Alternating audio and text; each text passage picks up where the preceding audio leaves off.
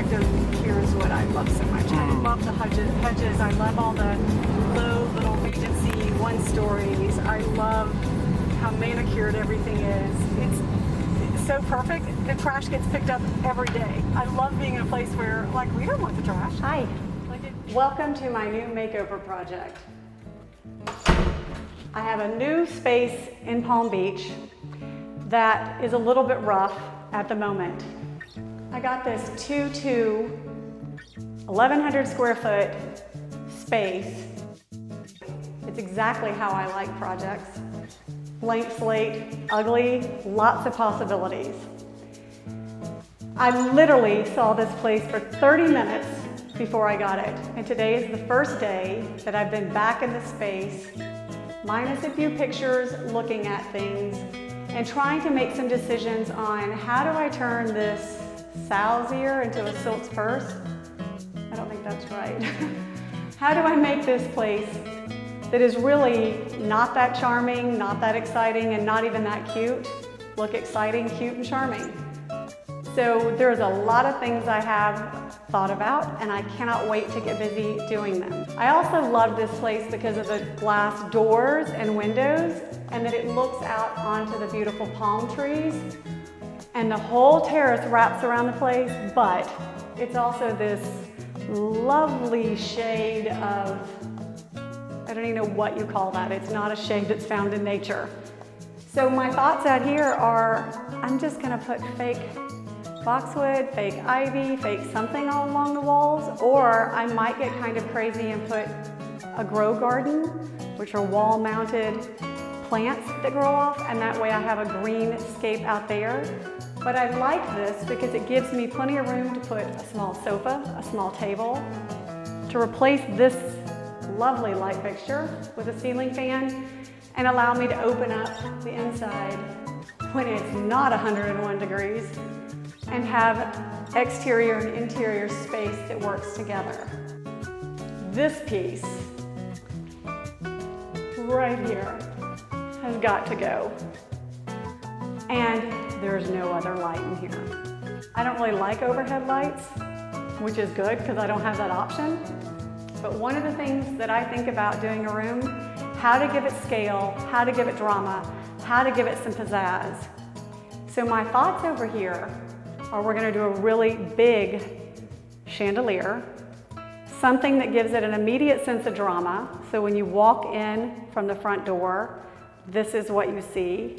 And it kind of starts blocking and disguising the pass-through kitchen. And my thoughts in here are, we have to try to make the kitchen look a little bit cuter because right now it doesn't. And I also want to have a place for working, dining, and kind of hanging out, but I need to make the room feel cohesive. If this were my space, really, I would take this whole wall out and I would make it one nice big open plan, but then I would have to do things like change the 1950 dishwasher and do a little bit of other refreshes because I wouldn't want to see those every day. This is also one of those areas where I have a great wall space for art.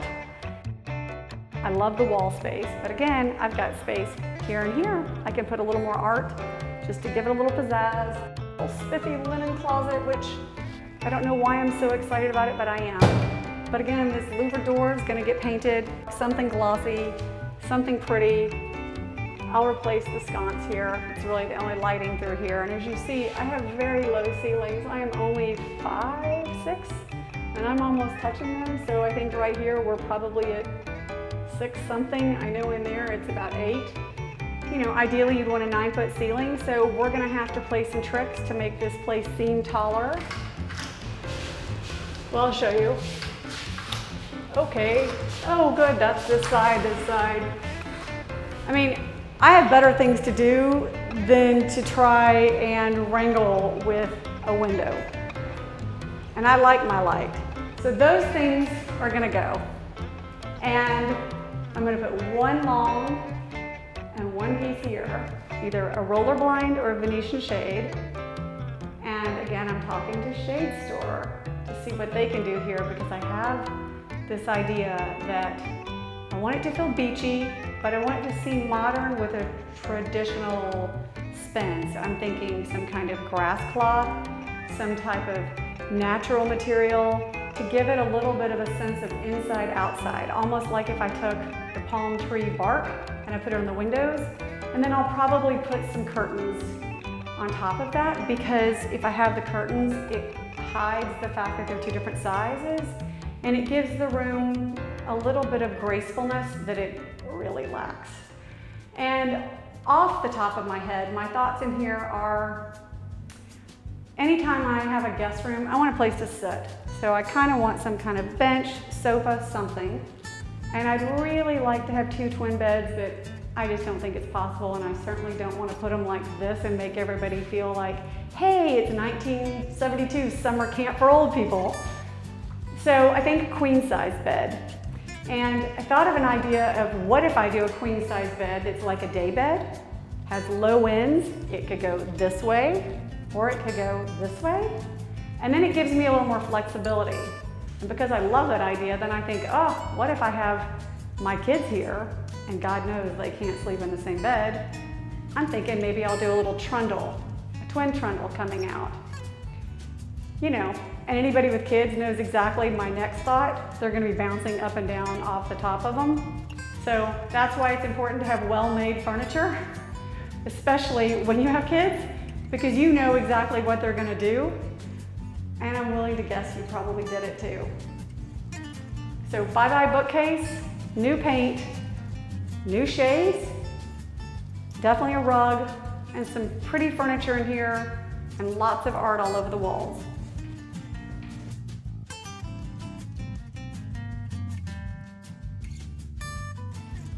This bathroom is nicer than the master bathroom.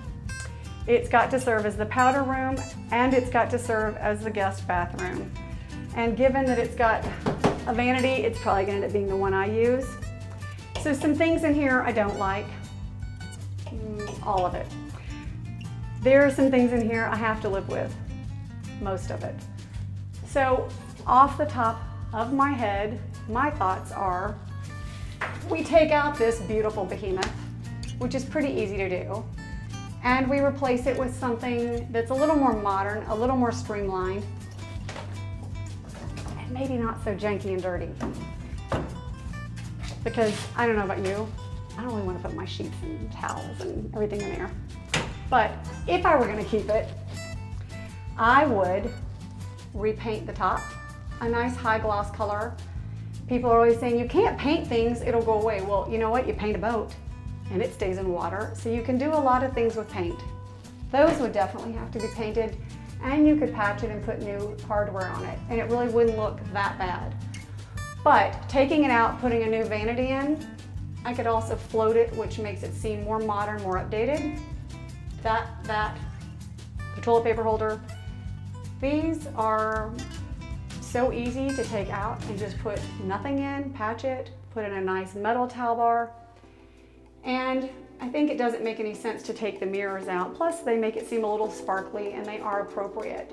They're not that pretty. So my thoughts, take out this, put a new light fixture. We're gonna have a new vanity. I'll put a metal towel bar there. And then I am going to paint the tile. It is something that is pretty easy to do, and a lot of people don't even know you could do it. So my thoughts in here are to place the gray, dingy, yellowy tile and paint it a nice high gloss black, and then do the rest of the tile in something brighter and lighter. I don't have any light up here, which kind of makes a little bit of an issue. And it's also going to get steamy. So I think the easiest thing to do is just paint it super high gloss white, new shower curtain, and a pretty print. And the print here is going to have to match whatever I do out there, because this door shoots right into the living room. So I want to make it seem kind of pretty. I have some architectural challenges in here, clearly. Number one, I have no light, and I have the lovely bumpy ceiling, and it looks like somebody shook up a can of Coke and sprayed it up there. So again, I'm thinking in here, do I invest in changing the ceiling, or not look at it, or do I try to cover it up? Again, scatter, smother, and cover. The rug, it's seen better days. So I might replace the carpet, but then again, I might get a really large rug and lay it over the top of it. It's pretty easy to do. Take a carpet cutter, cut right here, cut this piece, and if you've watched my videos from some of the other show houses, you know that one of the things I learned how to do last year was kick the carpet, whatever it's called, thingy that goes into the baseboards. And I love a staple gun. It's not a permanent solution, but it's a temporary solution that makes something that's not pretty look better. Ideally, I could put a grass cloth in here, which would feel nice, clean, neat, but I'm not as worried about this as I am about this L-shaped window. It's nice and tall, and I'm not really sure what we're supposed to do with this other than stand over here and look kind of casual. So my thoughts on this, we're going to put some lovely roller blinds, or we could put some Roman shades with an outside mount. I've recently really gotten into mechanical shades. I, for some reason, love laying in bed, hitting that button and watching things go up and down, and the battery lasts like 6 months. So you just run an extension cord over, you recharge it, and then again, you get to lay in bed. My favorite thing. I think I might make one long screen that's divided in 3 places that's wallpapered. That way I have a wallpaper. I could put a break in here to put some type of either sconce on the wall, something hanging from the ceiling, and I could have 2 good bedside tables. I like a bedside table. I like a place to put my water. I like a place to put my phone. I don't understand beds that have nothing on there. It makes me a little nervous, unless you're on a boat, but they usually have everything built in. So we're gonna have our king size bed here. I'm thinking I'm gonna do some kind of headboard that's pretty tall, because then it would take up most of the space on the wall. It would give the room a sense of drama and some scale. And I'm definitely going to paint the room. One of the thoughts I've had is, what if I paint the lower 48 inches a darker color and the upper a lighter color? And that way I could do the reverse on a curtain. Still working out all those things. Everybody loves butter yellow tile. It's special. I think I'm gonna paint the tile in here. If I painted the floor a nice black, it would give something that's kind of grounding. When you have a darker color on the floor, it automatically makes the rest of the room seem taller. The glass door in here seems a little weird, so I could wallpaper this space. I might paint it, but really what I was kind of thinking, which might be kind of cool, because I'm in Florida, is getting a large piece of cane, which comes for seating, and it comes in a 3-foot by 8-foot sheet. So I could just cut it, stick it here, and stick it here, which might make it seem a little more fun. It would still give a sense of openness, but I think it would also look a whole lot better.